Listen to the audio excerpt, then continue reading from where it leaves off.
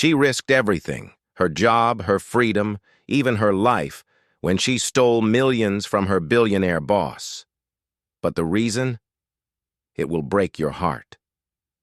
In the darkness of a silent hospital room, a little girl's fragile cough echoed against the walls.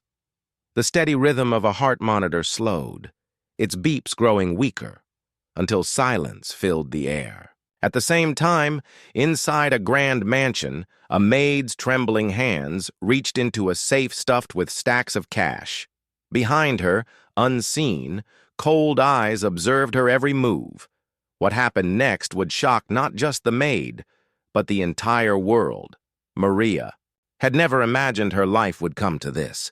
She had spent years working tirelessly as a maid in one of the wealthiest estates in the city. She scrubbed marble floors until they shone like glass. She polished silverware that she could never afford to touch in her own home. She cleaned crystal chandeliers that dripped with wealth. Yet her own apartment ceiling leaked rainwater with every storm. Maria was strong, proud, and hard-working. But she was also a mother fighting a losing battle.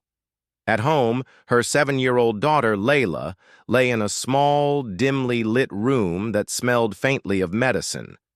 The little girl's laughter had been replaced by coughing fits so violent that they shook her tiny body.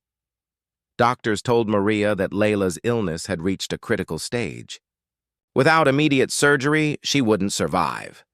The cost? A sum so massive that Maria couldn't even comprehend it.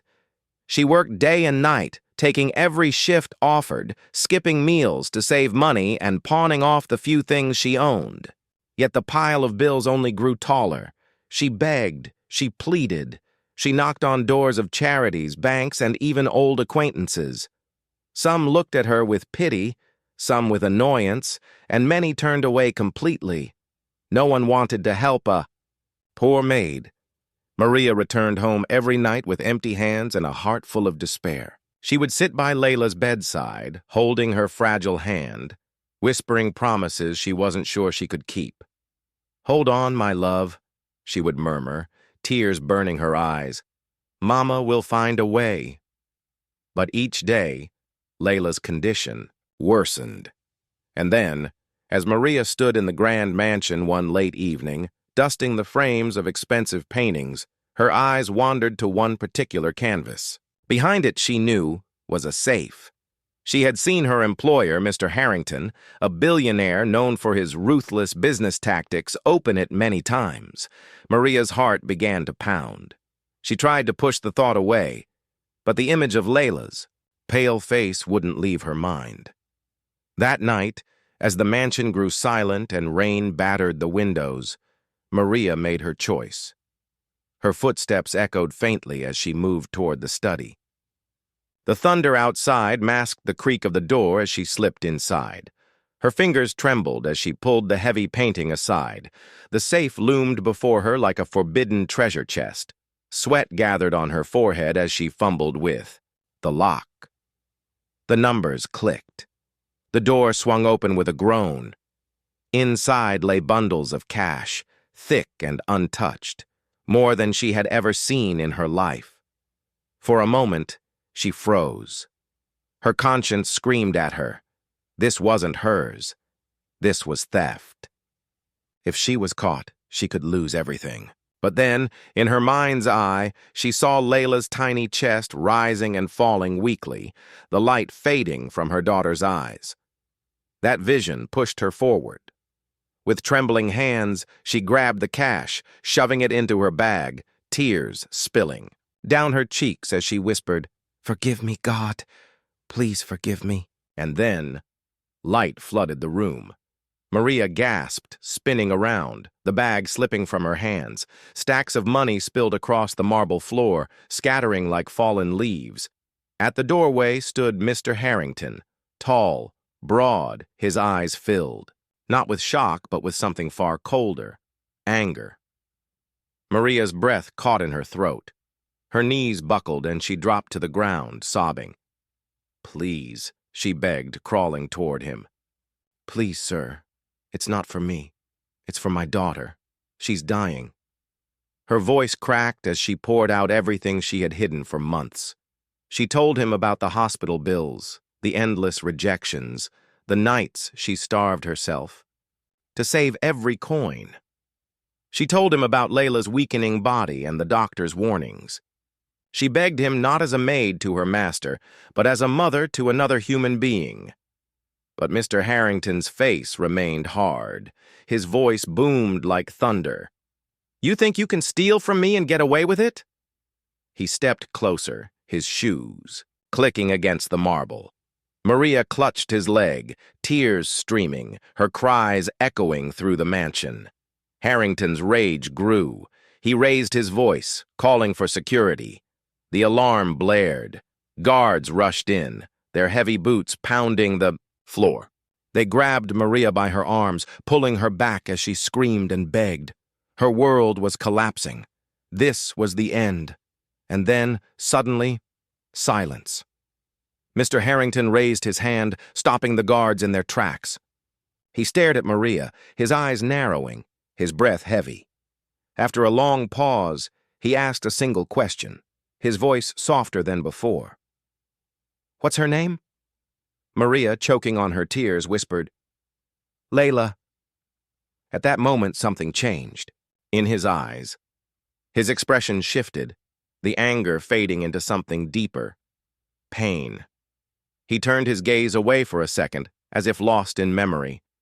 Years ago, he too had a daughter. She had been the same age as Layla, with the same innocent eyes and gentle smile, and like Layla, she had fallen ill. He had thrown millions into hospitals, doctors, treatments, but even with all his wealth, he couldn't save her. She had died in his arms. That loss had hardened him, turned him into the cold man everyone feared. Yet here, in front of him, stood a mother on the edge of the same heartbreak. Everyone expected him to snap his fingers and order Maria's arrest. But what he did next shocked not only Maria, but also the guards who stood frozen in disbelief. Slowly, Mr. Harrington bent down. He gathered the scattered bills from the floor and placed them gently into Maria's trembling hands. His voice cracked as he spoke. "Go. Save her. Don't waste another second." Maria stared at him in shock, unable to process what had just happened. Her tears fell harder, but this time they were tears of gratitude. She clutched the money to her chest, whispered, "Thank you," over and over, and ran out into the night. The hospital lights glowed harshly as doctors rushed Layla into the operating room. The surgery was long and filled with risk. Maria sat in the waiting area, hands clasped tightly, whispering desperate prayers. Hours dragged on. At one point, the heart monitor flatlined, and Maria nearly collapsed in despair.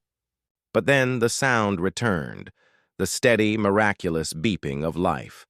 The doors swung open, and the doctor smiled faintly. "She's going to be okay." Maria burst into tears, hugging her daughter as Layla opened her eyes and whispered, "Mama." That single word was worth more than all the riches in the world. Maria kissed her daughter's forehead, her heart overflowing with relief and gratitude. Days later, Maria returned to the mansion, not as a thief, but as a mother carrying hope. Layla walked beside her, holding a bouquet of flowers. They stood at the gates, nervous yet determined. Mr. Harrington appeared on the balcony, watching them silently. For the first time in years, his hardened face softened. He saw not just a maid and her child, but a reflection of the family he had lost. Maria stepped forward, tears in her eyes, and whispered her gratitude. Layla walked up shyly, extending the flowers to the billionaire. His hand trembled slightly as he accepted them. In that moment, something in him healed. Saving Layla hadn't just given Maria her child back. It had given him back a piece of his broken heart. Sometimes it takes pain to recognize pain. Sometimes compassion is born from loss. And in a world where greed often triumphs, one act of mercy saved not only a little girl's life, but also a grieving man's soul. As the sun set behind the mansion, Maria held her daughter close, knowing that hope had returned when she least expected it. And so, the question remains, if you were in her shoes, what would you have done?